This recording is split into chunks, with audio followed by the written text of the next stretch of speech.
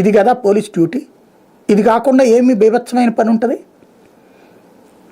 కాబట్టి ఉద్దేశపూర్వకంగా అతని దగ్గరికి పోలీస్ సెక్యూరిటీ లేకపోతే ఇక ఆ పైన అతని కార్యక్రమాలు క్యాన్సిల్. అంటే జగన్కు ఉన్నటువంటి ఒక టెంపోని వీళ్ళు రెచ్చగొడుతున్నారు.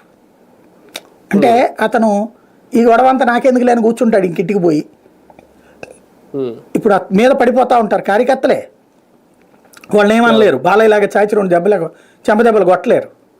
కొట్టి అదే ఇప్పుడు బాలయ్య కొట్టి మొన్న మధ్యన దీంట్లో చెప్పలా, అదేది అన్స్టాపబుల్లో నువ్వెవరన్నా వేసావా, మన దగ్గర అయితే అట్లాంటిది ఏం లేదు అనేసి చెప్పలా. అంతకుముందు ఆయన వేసినవి కూడా ఉందిగా. అట్లాగా జగన్ వేస్తే వేయలేడు. కాబట్టి ఇక తగ్గించేసుకుంటాడు కార్యక్రమాలు. అంటే జనంలోకి వెళ్ళే కార్యక్రమం తగ్గించాలి అన్నది వీళ్ళ ప్రయత్నం. ఎందుకంటే అతను వెళ్తే ఓ 50 మందో 100 మందో వస్తే కనుక అస్సలు పట్టేది కాదు.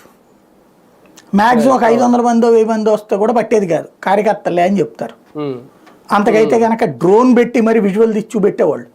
జగన్ పనిది, వెళ్తే ఎవడో పట్టించుకోవట్లేదు, ఒకప్పుడు వెలుగాడికి అయిపోయింది, ఇంకా హారతి కర్పూరం ఇంటికి వెళ్ళిపోవడమే అని చెప్పేవాళ్ళు.